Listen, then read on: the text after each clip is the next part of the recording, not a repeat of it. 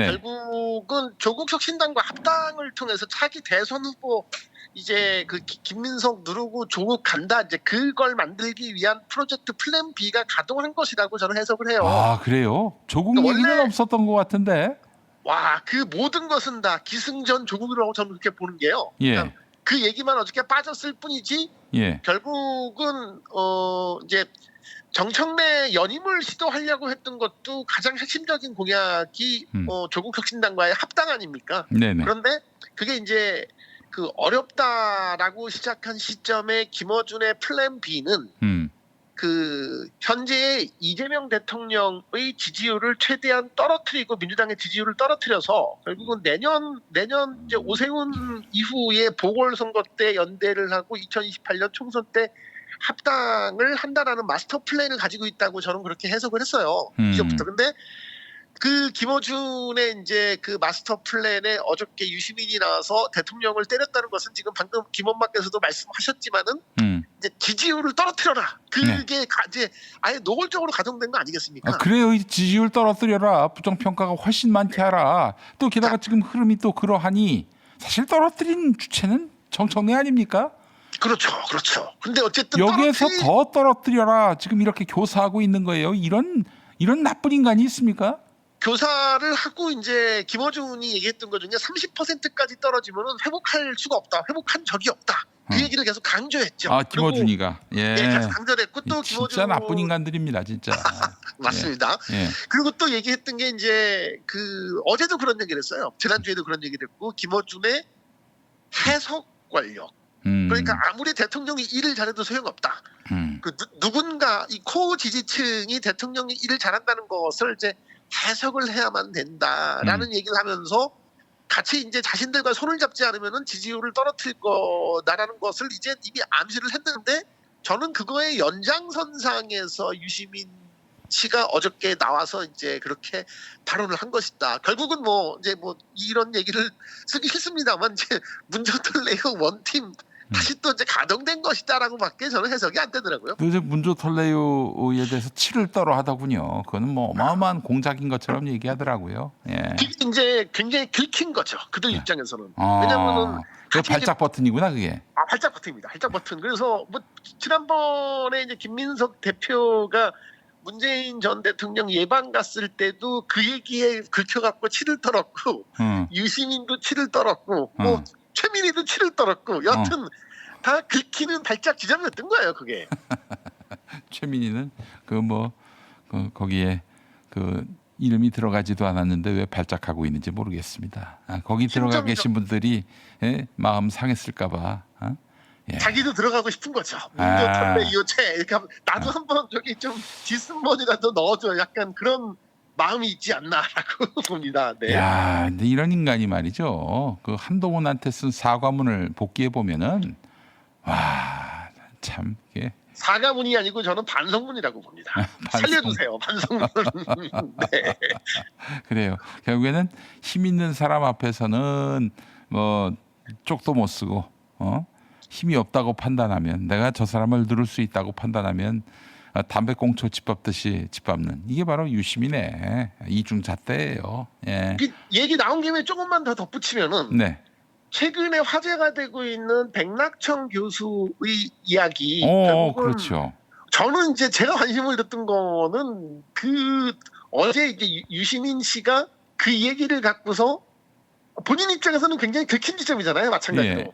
그런데 이제 이거 저는 그 가불기에 빠졌다고 봤던 게 사실은 이 평론가 지식인 사회 업계에서 봤을 때 백낙청이라는 사람이 갖고 있는 무게는 유시민과 비교도 안 되잖아요. 그럼요. 그런데 유시민이라는 사람은 또 늘 오만한 사람이었기 때문에 그 문제를 갖고서 이제 그냥 한번 좀 때릴지 말지에 대해서 저는 매우 깊은 관심을 지켜보고 있었는데 애써 모른 척. 왜냐면 직접적으로 자기 이름이 거론됐잖아요. 예. 근데 그거를 장인수는 질문도 하지 않고 이제 이렇게 뭐 그거에 대해서 뭐 반론 내지는 뭔가 비판을 하지 않는 거 보고 지금 방금 말씀하신 대로 이 강한 자한테는 다투지 않고 약자만 건드리려고 하는 이 근본적인 본질은 어디 안 가는구나라고 또 봤습니다. 그래요. 참 유시민을 이제는 좀 멀찌감치 이제 거리를 두고 바라볼 지성이 필요해 보입니다. 우리 사회에. 예. 여전히 그를 신경 안정제로 취급하는 사람들은 특히 이제 스피커인 사람들은 그런 행동하면 안 돼요. 정말 부끄러운 줄 알아야지. 신경 안정제가 아니고 몰핀. 요즘 그 미국에서 심각한 마약 문제로 이제 대두가 되고 있는 펜타닐이라는 마약이 있습니다. 그 펜타닐이 원래 몰핀으로 이제 그렇게 나왔던 약이 마약이 된 거죠. 네. 결국은 저는 이제 유시민의 그 발언들은 몰핀 내지는 펜타닐 같은 역할이었지 그가 신경 안정제였던 적도 따지고 보면 없었다라고 이제 왜냐면 뭐 그가 90년대의 정치 평론가로서 단 하나라도 맞춘 거 있습니까? 뭐 DJ가 대통령이 안 됐습니까? 호남 출신의 뭐 정치인은 대통령이 될 수 없다라고 막 그렇게 주장을 하지 않았습니까? 맞는 게 하나도 없었습니다. 그가 개입해서 작용했던 정치 세력은 다 망했습니다. 다 망했어요. 예, 우리가 당했죠. 똑똑히 기억을 해야 될 것 같고요. 그리고 생각해 봅시다. 지금 조국을 밀고 있다고 말씀하셨는데 조국으로 다음에 대통령 당선이 가능하겠어요? 정말 1도 없습니다. 1도 가능성이. 2030이 아무도 지지하지 않는데 어떡합니까? 가능성이 없는 그 차원을 넘어서요. 만약에 저는 조국혁신당과 합당을 하고 조국을 미는 순간 민주당이 다시 이제 집권을 할 수 있는 길은 요원하다고 봅니다. 정말 그렇죠. 민주당의 암흑기가 시작된다라고 좀 보고 있습니다. 이 우석권 박사 말대로 이재명 대통령이 마지막 민주당 대통령이 될 수가 있어요. 그렇게 되면.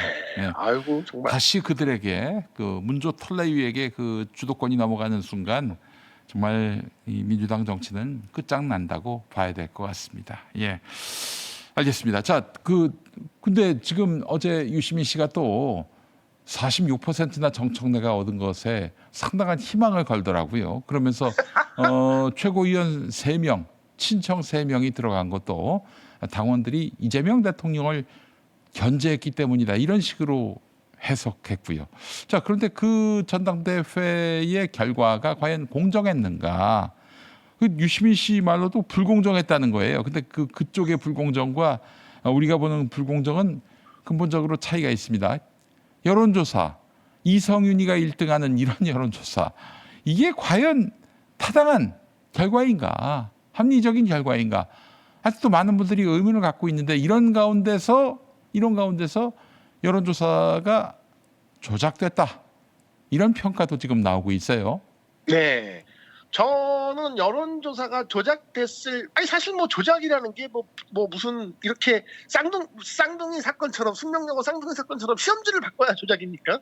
실제로 설계를 바꾸고 그렇게 하도록 하면 그것도 조작인 거죠. 네. 그래서 그 이성윤의 경우는 최고위원의 평균 지지율이 그 이전의 여론조사에서 4에서 6%가 평균적으로 받았던 지지율이에요. 네.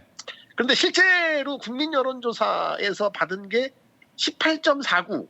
그러면은 한 뭐 3배 반 정도가 튀었는데 예. 그럼 정상적인 평론가나 정상적인 여론조사 전문가라고 하면은 이게 왜 이렇게 3배 이상 튀었다고 하면 그거는 문제가 있다고 보는 게 정상이 아닐까요? 예. 근데 그거를 이제 아무런 문제가 없다라고 지금 뭐 김어준 씨는 뭐 되게 뭐 이렇게 극적인 일이 나왔다라고 얘기를 하지만 그건 말도 안 되는 이제 주장인 거고요. 그렇죠. 사실은 이제 그렇게 될 수밖에 없었던 여러 가지 개연성들은 있어요. 왜냐하면은 이제 일단은 뭐 대의원의 권한을 빼서 뭐 1인 1표 한다는 거 빼앗아 갖고서 결국은 그 권리당원 80명에 해당되는 수준의 이제 가치를 부여한 설계부터 그 여론조사, 국민 여론조사 아니 1인 4천 1표라면서 왜 한 사람이 80표였죠? 예, 80표였죠. 80표에 해당하는 그런 등가성을 훼손하는 그런 그림을 설계합니까? 그게? 그거부터 문제였고 그러니까는 1인 1표를 주장했던 것 자체가 굉장히 허망해지는 거죠. 그리고 여론조사 방식도 그 표본 4,000개밖에 안 되는데 RDD 방송. 그 RDD라는 것은 이제 랜덤 아무거나 찍어갖고 그냥 얻어 걸리는 거예요. 네. 근데 그 무작위로 거는 그런 RDD 방식의 이 여론조사를 제가 알기로는 민주당 경선에서 이렇게 표본 추출했던 적은 없는 것으로 알고 있어요. 네. 그리고 결정적으로 여론조사 번호에, 그러니까 여론조사 회사의 번호가 유출되지 않았습니까? 그렇죠. 그 유출돼서 우리가 이제 언제 연락이 올 테니 꼭 받아라. 그다음에 그게 뭐 070 번호 같은 거 뭐 스팸으로 이제 묶여 있을 수 있으니 다 몽땅 다 해지해라.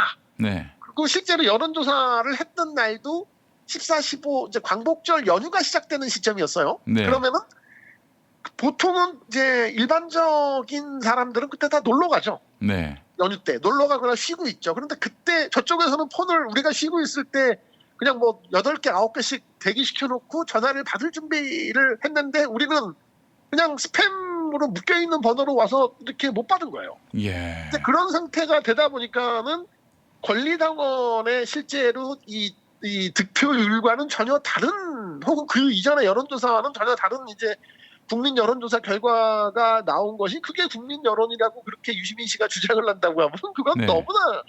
너무나 곡학 아세인 거죠. 이건 말도 안 되는 지금 그 구조를 설계해 가지고 그렇게 해서 지금 여론조사에서 한 번도 1등한 적이 없는 사람이 갑자기 튀어가지고 1등을 한 이 결과가 뭐 당원의 준엄한 심판인 양 이렇게 미화시키고 말이죠. 이 유시민 씨가 정말 마탱이가 가도 이 보통 간 게 아니에요. 예?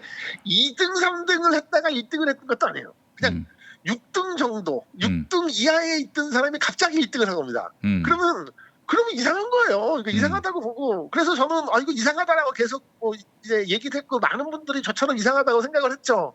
어저께 김민석 대표가 그거에 대해서 사무총장 통해서 원본 로데이터 다 확보를 해서 이제 조사를 하겠다라고 이제 이렇게 공개적으로 천명을 했죠. 아, 이거 굉장히 그 끝에 가서 덧붙이는 형식으로 이야기를 한 건데 파장이 이만저만 큰 게 아니에요, 지금.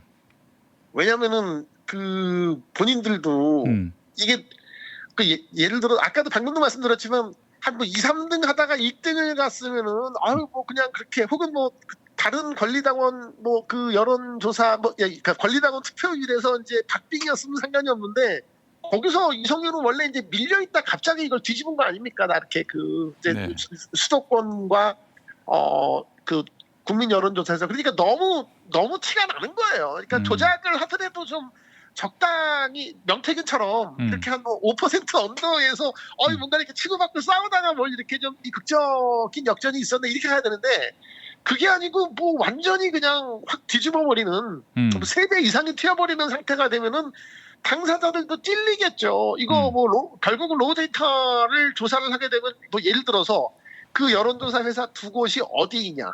그다음에 이런 여론조사의 설계는 어떤 경위로 했고 누가 했느냐.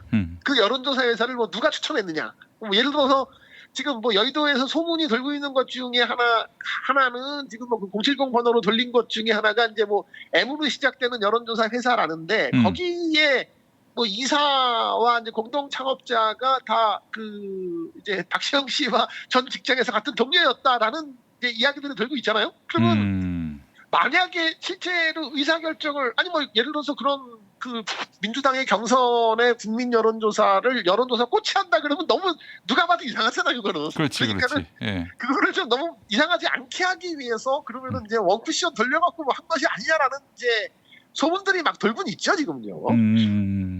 아니 그리고 일부 유튜버 같은 경우에는 지역 속이고 나이 속여서 응답하라 이렇게 또 이야기한 그 영상도 남아 있더만요. 남아 있죠. 이거는 그것도 이제 어저께 김민석 대표가 당 차원에서의 이제 고소 고발 조치를 지금 좀 검토하라고 지시를 했지 않았습니까? 네네. 자, 경선 방해 행위로 이제 보고 있는 거예요. 그렇죠. 근데 이제 이거는 정말 업무방해죄가 그 적용될 확률이 매우 높죠. 네. 실제로 그것 때문에 지금 이렇게 나는 원래 뭐 나이도 속이고 지역도 속여서 했다라는 그런 증거도 지금 이제 올라오지 않았겠습니까? 이게 좀 고약하게 됐네. 고약하게 됐죠. 그리고 그래서 이제 예를 들어서 어저께 그 박선원 이제 최고를 대표로 한 이중당적자나 뭐 유령당원들 이렇게 이제 좀 문제를 해결하라라고 하는 TF도 하나 만들어졌고, 그리고 이제 외부 유튜버들의 업무 방해에 대한 행위를 한번 검토해봐라라고 이제 했기 때문에 이런 부분들은 저는 그 방금 전에 국민 여론조사 원본 데이터와 함께 민주당 내부에서는 당분간 굉장히 이제 특히나 친청계 입장에서는 부들부들 떨고 있고 뭐 이제 걱정을 할 수밖에 없는 이제 그런 상황이 된 거라고 저는 보고 있습니다. 네. 네. 어제 그 김민석 대표가 그 얘기할 때 나는 그 옆에 있는 최고위원 중에 누군가가 할 줄 알았어요. 아까 너무 자기적이잖아요. 그냥 얘기하는 순간 우라고 했다는 야유를 했다고 하는 순간 그냥 여기 뭐 댓글로 착착착착 다 올라오잖아요. 그냥 예. 다. 네. 그분의 이름이 다 올라오잖아요. 다. 예. 이제 뭔가 시작된 것 같습니다. 시작된 것 같아요. 그래서 유시민의 이번 전당대회에 뭐 위대한 뭐 당심 민심 운운하는데 그 말이 얼마나 우스운 얘기인지가 규명될 수도 있겠다는 생각이 듭니다.